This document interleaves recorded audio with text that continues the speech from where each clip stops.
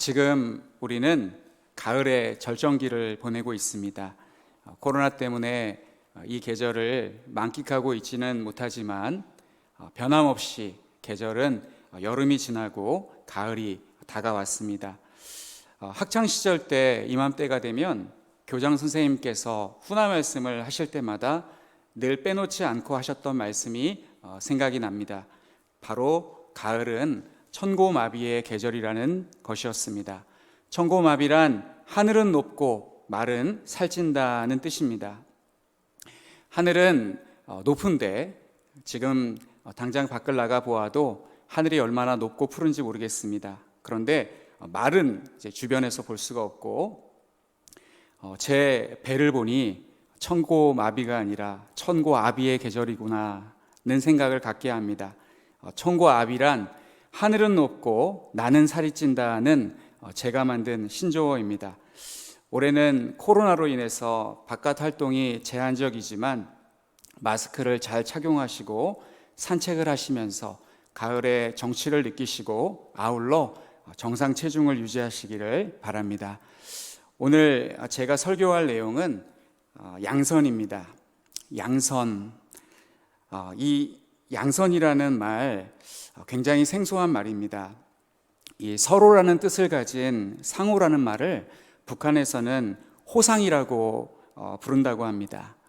양선도 호상처럼 상호를 호상이라고 하는 것처럼 양선도 뒤집으면 조금 이해가 쉽습니다. 양선을 선량이라고 한다면, 그렇게 이해한다면 좀 더 이해가 쉬울 것 같습니다. 우리는 이 선량하다라는 말을, 양선이라는 말을 평소에 사용을 합니다만 성경에 나와 있는 이 양선과 우리가 일상생활에서 사용하는 선량하다, 양선, 이 말은 약간의 차이가 있습니다. 먼저 성경에서 말하는 양선의 의미를 살펴보기 전에 세상에서 일반적으로 사용하는 이 말의 의미를 먼저 생각해 보겠습니다. 사람들은 사람들을 늑대와 양으로 분류할 때 보통 범죄자들을 늑대로 묘사하고 남을 해하지 않는 자들을 양으로 묘사합니다. 그래서 다수의 남을 해하지 않는 사람들을 선량한 시민이라고 부릅니다. 특별히 선행을 하지 않아도 가해자가 아닐 경우에 그렇게 부릅니다. 그래서 선량한 시민하면 피해자 혹은 약한 사람을 일컫는 말로 사용하고 있습니다. 그렇다면 선량하다는 말은 칭찬인가요, 비난인가요? 제 생각엔 칭찬도 아니고 비난도 아닌 것 같습니다. 그냥 악한 자로부터 보호가 필요한이라는 뜻같이 느껴집니다. 또한 오늘날 우리는 별 볼 일 없는 사람들을 일컬어서 착하다라고 그렇게 해주고 있지는 않습니까? 남자들의 경우에 이제 미혼 총각들 경우에 이제 예쁜 여자를 기대하고 소개팅을 나갔습니다.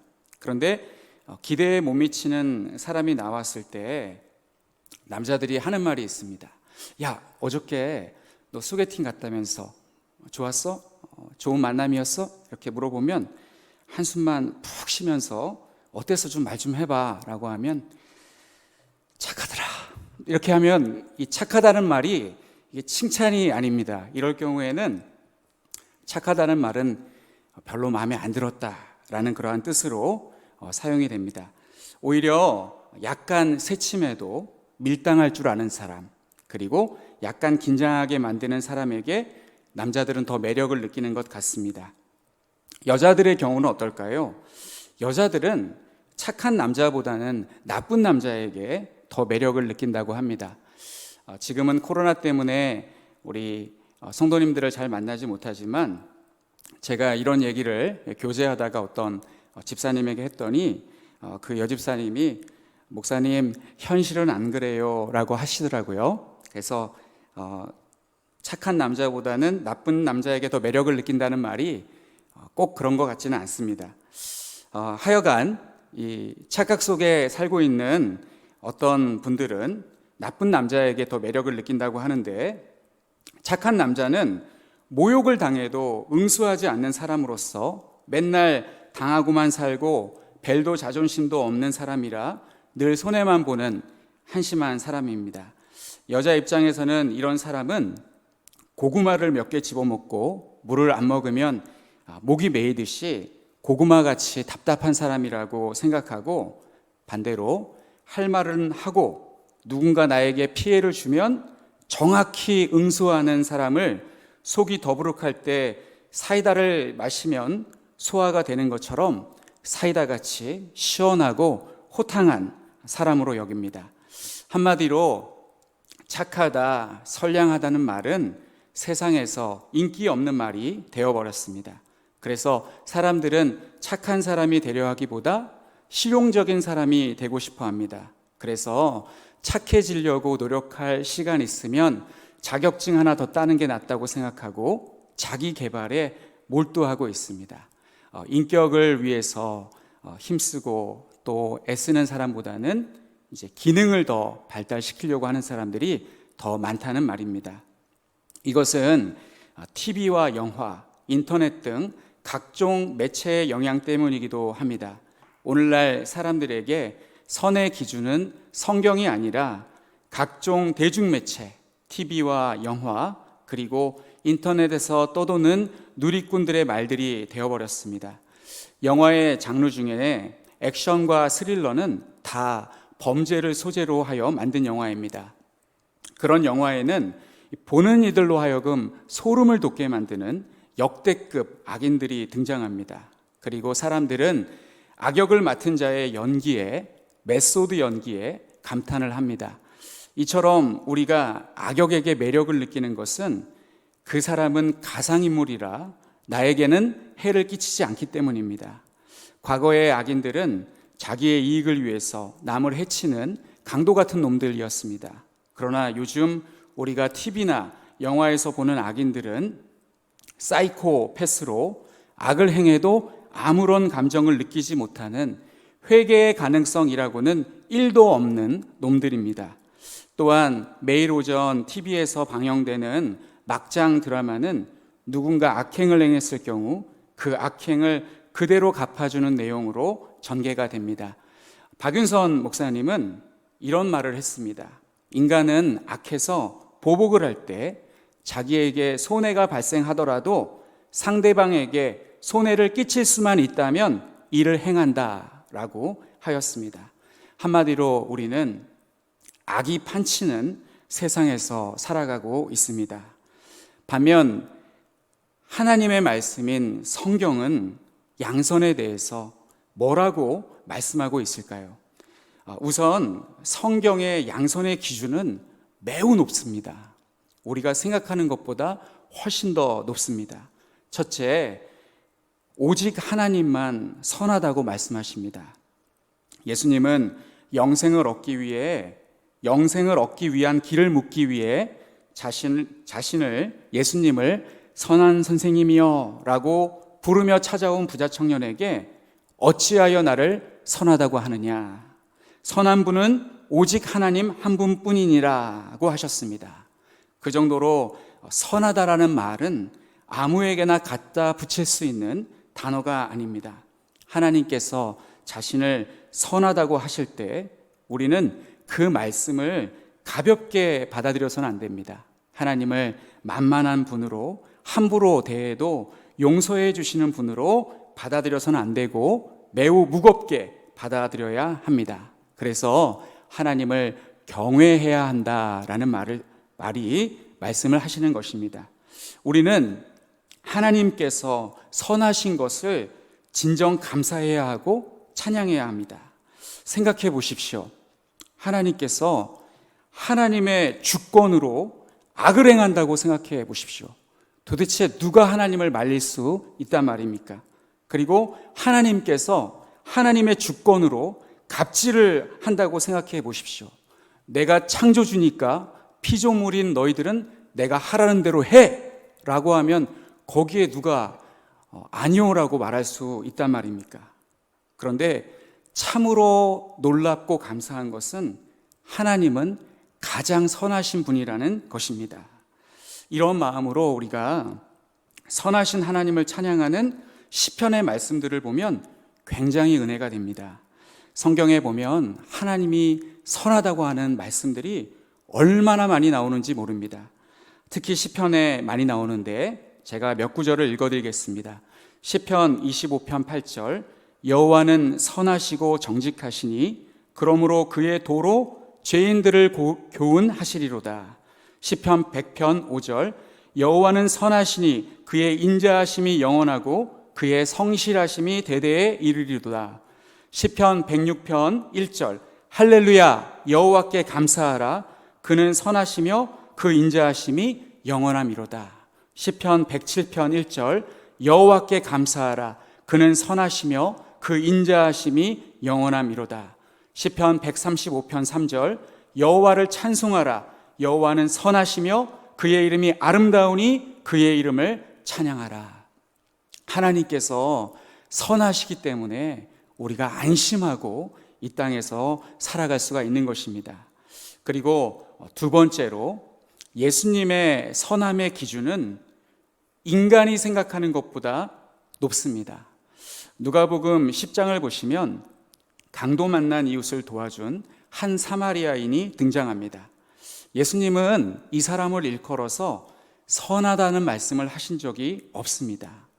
그 말씀을 자세히 보면 단지 어떤 사마리아인이라고 부르시고 있을 뿐입니다. 이 사마리아인에게 선한 사마리아인이라고 부른 것은 예수님이 아니라 인간입니다. 인간들이 나중에 이 말씀을 가지고 선한 사마리아인의 비유다라는 말로 이 부분을 그렇게 정의하였습니다. 예수님께서 이 말씀을 하신 의도는 내 이웃이 누굽니까? 라고 묻는 율법교사에게 너의 이웃은 강도 만난 자와 같이 당장 도움이 필요한 사람이라는 것을 알려주시기 위해서 이 말씀을 하셨습니다. 그리고 율법교사에게 너도 이와 같이 하라. 강도 만난 자를 구조한 사마리아인처럼 행하라고 하셨습니다. 그러나 오늘날 사람들의 기준은 레위인과 제사장입니다. 레위인과 제사장이 일반적이고 노말한 사람들이고 사마리아인은 유별난 사람이라고 여깁니다. 그래서 사마리아인을 선한 사마리아인이라고 칭송하고 있습니다. 이렇게 선행을 하향 평준화 시켜버렸습니다. 그러나 예수님의 기준은 종교적 열심만 있는 레위인과 제사장이 아니었습니다. 예수님의 기준은 위기에 처한 사람을 도울 줄 아는 사마리아인이었습니다. 요즘 사람들은 길을 가다가 생명이 위독한 사람을 살리는 구조활동을 한 사람을 보면 그 사람을 의인이라고 부릅니다. 실제로 생명을 살린 사람에게 기자가 인터뷰를 해보면 그 사람은 저는 어떤 보상을 받기 위해 이 일을 했다고 말하지 않고 사람으로서 마땅히 해야 할 일을 했을 뿐이라고 말을 합니다. 그리고 아마 제가 아니더라도 다른 사람이 그 자리에 있었으면 저랑 똑같이 했을 것입니다 라고 덤덤하게 이야기를 합니다. 이것이 바로 예수님의 기준입니다. 그래서 우리는 그리스도인으로서 어려움에 처한 자들을 보면 그냥 지나쳐서는 안 됩니다. 반드시 도와주어야 합니다. 우리는 선행을 행하기 위해 하나님께로부터 구원을 받았습니다. 그리고 세 번째, 성경에서 말씀하는 양선은 단지 착한 것, 선행을 행하는 것만 양선이 아니라 마음의 투명함, 마음의 정결을 가리킵니다. 신명기 32장 4절 말씀에 보시면 그는 반석이시니 그가 하신 일이 완전하고 그의 모든 길이 정의롭고 진실하고 거짓이 없으신 하나님이시니 공의로우시고 바르시도다 라고 말씀합니다. 곧 하나님의 선함은 정직을 가리키기도 합니다. 제가 총신대학교를 졸업했을 때 함께 공부했던 동생 중에 이름이 직한이라는 친구가 있었습니다. 그 친구는 우리 직한이는 지금 목사가 되어서 사역을 잘하고 있습니다. 그런데 지칸이는 성이 정씨입니다. 그래서 이름이 정직한입니다.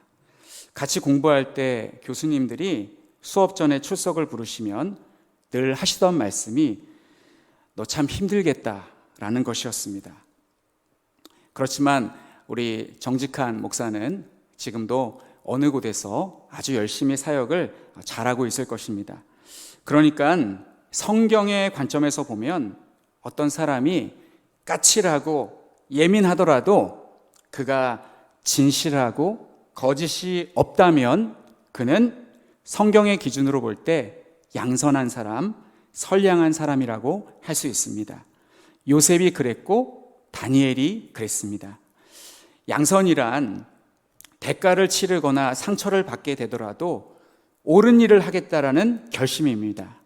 성경에서 선한 사람들은 어려운 상황에서 벗어나기 위해 쉬운 길로 가겠다는 유혹을 이겨내는 사람들입니다. 즉 편리하고 쉬운 넓은 길이 아니라 굳이 좁고 협착한 길, 좁은 문을 선택하는 사람들입니다. 이런 사람들은 예수님께서 걸어가신 길을 따라가는 사람들입니다. 예수님의 일생을 한번 되짚어 보겠습니다. 처음 예수님께서 공생애를 시작하실 때 사탄은 예수님에게 더 쉬운 길을 택하라고 유혹했습니다. 3가지 시험으로 좀 요령껏 해라 라고 예수님을 유혹했습니다. 하지만 예수님께서는 이 시험을 이겨내시고 고난당하는 종과 순종하는 아들의 길을 택하셨습니다. 나중에 예수님께서 이제 십자가를 지실 때가 가까이 오자 시몬 베드로가 예수님에게 고난과 십자가의 죽음을 피하라고, 그런 길을 가지 말라고 예수님에게 항변했습니다. 하지만 이때 예수님은 베드로를 호되게 꾸짖으셨습니다. 그리고 사랑하는 어머니와 형제들, 가족들이 예수님을 찾아왔습니다. 그리고 예수님을 집으로 데려가려고 했습니다. 그렇지만 예수님께서는 자신의 참된 어머니와 형제 자매는 하나님 아버지의 뜻을 행하는 사람들이라고 하시며 그들을 돌려보냈습니다. 예수님은 십자가 지시기 바로 전날 겟세마네 동산에서 다음 날 자신이 겪게 될 일을 피할 다른 선택을 간절히 갈망하셨습니다. 하지만 기도를 마치셨을 때 성부의 뜻을 행하기로 작정하셨습니다. 예수님은 체포를 당하셨을 때 천사의 부대를 소환해서 자신을 구원하실 수도 있었습니다. 하지만 예수님은 그렇게 하지 않으셨습니다. 예수님은 십자가를 정면으로 응시하고 계실 때 본디오 빌라도에게 석방의 가능성을 제시받았습니다. 하지만 예수님은 거절하셨습니다. 요즘 저는 성령의 9가지 열매 중에 양선에 대해서 묵상을 하고 있습니다. 설교를 준비하기 위해서 더더욱 양선의 열매에 대해서 생각하며 또한 고민하며 묵상하고 있습니다. 우리 성도님들께서 저를 예쁘게 봐주셔서 제 성격이 유순한 것 같다라고 그렇게 평가를 해주십니다. 그런데 사실 저는 그렇게 성격이 유순한 편은 아닙니다. 그러나 목사의 직임을 감당하려면 성품이 좋아야 합니다. 성품이 갖추어지지 않은 상태에서 교역자 생활을 시작하면 정말 많은 어려움이 있습니다. 교역자들이 사역을 중단하고 싶은 경우는 감정 조절이 잘 안 될 때입니다. 본인 스스로 괴로움을 느끼고 있을 때 여지없이 사탄이 나타나서 참소합니다. 네가 그러고도 목사냐? 전도사냐? 차라리 그만둬라. 이럴 때 하나님께서 붙잡아 주시지 않으면 정말 실족할 수도 있습니다. 그래서 방탕한 삶을 살다가 뒤늦게 은혜를 받고 사역의 길에 들어설 경우에 과거의 습관을 버리고 날마다 자기 육체를 처 복종시키지 않으면 사역에 많은 어려움이 있습니다.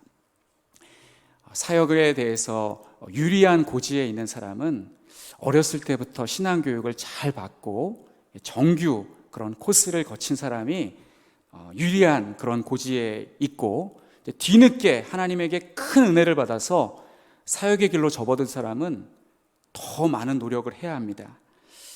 90년대에 한 조폭 두목이 형량을 마치고 출소하였습니다. 그리고 감옥에서 은혜를 받아 회개를 했다고 합니다. 그리고 남은 여생을 이제는 과거의 삶을 청산하고 전도와 선교에 헌신하겠다고 하였습니다. 그 당시에 제가 고등학생이었는데, 고등학생 때는 그런 사람들이 되게 멋있게 보이잖아요. 그래서 저도 정말 너무너무 멋있다. 어떻게 저렇게 파란만장한 인생을 살 수가 있지. 그 사람은 정말로 나중에 자기 인생을 다룬 영화를 만들기도 했습니다. 그 사람의 이름이 저랑 같은 성을 가진 조양은이라는 사람이었습니다. 그러나 그 사람은 그동안 살아온 인생이 그렇게 쉽게 바뀌어지지 않았는지 다시 옛 모습으로 돌아가 사람들을 협박하고 금품을 갈취하는 악행을 행하다가 해외로 도피하였고, 해외에서 붙잡혀서 국내로 압송되어 현재 교도소에서 복역을 하고 있습니다. 저는 제가 한때 참 멋있다라고 생각했던 그분의 말로가 이렇게 되는 것을 볼 때 정말 안타까운 마음이 들었습니다. 그 사람이 끝까지 신앙을 잘 지켰다면 많은 사람들에게 선한 영향력을 끼칠 수 있었을 텐데, 그 사람은 그렇게 살지 못했습니다. 한마디로 양선은 지금부터 내가 원한다고 맺을 수 있는 열매가 아닙니다. 내가 한번 착하게 한번 살아봐야겠다라고 마음에 결심을 한다고 해서 당장 그렇게 되는 것이 아니라는 말입니다. 예수님은 이에 대한 비유의 말씀으로 좋은 나무 좋은 열매, 못된 나무 못된 열매의 말씀을 주셨습니다. 못된 나무가 이제부터 나는 좋은 열매를 맺어야겠다라고 다짐하면 그때부터 좋은 열매를 맺을 수 있는 것이 아닙니다. 좋은 열매를 맺으려면 좋은 나무가 되어야 합니다. 좋은 나무가 되는 과정은 지난하고 힘듭니다. 햇빛을 잘 쐬어야 하고, 좋은 공기, 좋은 토양에서 깨끗한 물을 먹고 자라야 합니다. 못된 나무가 되는 것은 햇볕을 거의 못 받고 지독한 매연과 오염된 땅에서 썩은 물을 흡수할 때 되는 것입니다. 이것이 누가복음 6장 43절에서 45절 말씀에 기록되어 있습니다. 이처럼 좋은 열매를 맺으려면, 내 삶 속에서 선한 것이 나오려면 내 자체가, 내 스스로가 좋은 나무, 선한 나무가 되어야 합니다. 그러나 정말 방탕한 삶을 살다가 예수님을 믿고 신학을 공부하여서 목회자가 되시고 또 끝까지 달려갈 길을 잘 마치신 그런 목사님들도 있습니다. 김익두 목사님, 이기풍 목사님은 모두 평양의 깡패였다가 예수님을 믿고 훌륭한 목회자, 훌륭한 선교사가 되셨습니다. 그러나 우리가 모르는 것이 있습니다. 이 두 목사님은 거룩하게 되기 위해서 우리가 모르는 각고의 노력을 기울였을 것입니다. 얼마나 많이 기도하고, 얼마나 많이 성경을 읽고, 얼마나 많이 몸부림치면서 그 어려운 그 시험을 이겨냈겠습니까? 우리 모두는 선하신 하나님의 성품을 본받아서 선량한 주의 백성이 되어야 합니다. 그러나 양선은 단기간에 맺을 수 있는 성령의 열매가 아니라고 하였습니다. 올해는 수능 시험일이 12월 3일이라고 합니다. 평소 열심히 공부하지 않은 수험생이 수능 시험 보기 전날 밤에 내일은 내가 시험을 잘 봐야겠다 라고 다짐한다고 해서 다음날 시험을 잘 볼 수 있는 것이 아닙니다. 이와 같이 양선의 열매도 오랜 기간 성실하게 신앙한 사람이 맺을 수 있는 열매입니다.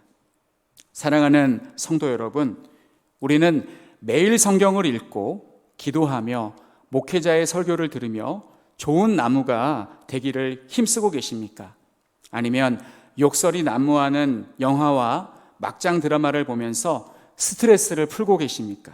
만약 후자라면 지금 우리는 못된 나무가 되어가고 있는 중입니다. 좋은 나무, 즉 착한 사람이 되기를 힘쓰십시오. 잠언 15장 3절 말씀에 여호와의 눈은 어디서든지 악인과 선인을 감찰하시느니라는 말씀처럼 하나님은 선한 사람을 찾고 있으십니다. 시편 15편의 말씀을 보시면 이렇게 기록되어 있습니다. 이런 사람은 세상에서는 무시를 당할지 몰라도 천국에서는 존귀 여김을 받을 것입니다. 여호와여, 주의 장막에 머무를 자 누구오며 주의 성산에 사는 자 누구오니까? 정직하게 행하며 공의를 실천하며 그의 마음에 진실을 말하며 그의 혀로 남을 허물하지 아니하고 그의 이웃에게 악을 행하지 아니하며 그의 이웃을 비방하지 아니하며 그의 눈은 망령된 자를 멸시하며 여호와를 두려워하는 자들을 존대하며 그의 마음에 서운한 것은 해로울지라도 변하지 아니하며 이자를 받으려고 돈을 꾸어주지 아니하며 뇌물을 받고 무죄한 자를 해하지 아니하는 자이니 이런 일을 행하는 자는 영원히 흔들리지 아니하리이다. 그 외에 디도서 1장 8절의 말씀처럼 선행을 좋아하시기 바랍니다. 데살로니가 후서 3장 13절의 말씀처럼 선을 행하되 낙심하지 마시기 바랍니다. 그리고 우리가 사랑하는 성경 구절, 항상 기뻐하라, 쉬지 말고 기도하라, 범사에 감사하라, 이 말씀 바로 앞에 자세히 살펴보시면 항상 선을 따르라는 말씀이 기록되어 있습니다. 성도는 선행을 행함으로써 구원받는 것이 아니라 선행을 행하기 위해서 구원받았습니다. 산상수훈에서 예수님은 이같이 너희 빛이 사람 앞에 비치게 하여 그들로 너희 착한 행실을 보고 하늘에 계신 너희 아버지께 영광을 돌리라 라고 말씀하셨습니다. 그리고 사도 바울은 로마교회 성도에게 이 악한 세상에서 선으로 악을 이기라 라고 말씀하셨습니다. 우리는 세상의 빛으로 소금으로 부름을 받았습니다. 오늘 본문 에베소서 5장 8절로 9절 말씀에서 너희가 전에는 어두움이더니 이제는 주 안에서 빛이라, 빛의 자녀들처럼 행하라. 빛의 열매는 모든 착함과 의로움과 진실함에 있느니라 라고 하셨습니다. 착하고 의롭고 진실한 성도가 되시기 바랍니다. 지금도 그렇지만 우리 한가람 교회의 성도님들이 이렇게 착하고 의롭고 진실한 성도님들이 되시기를 힘쓰셔서 우리 흑석동과 그리고 우리가 선교하는 모든 나라를 책임지시는 우리 모든 성도님들 되시기를 간절히 축원합니다.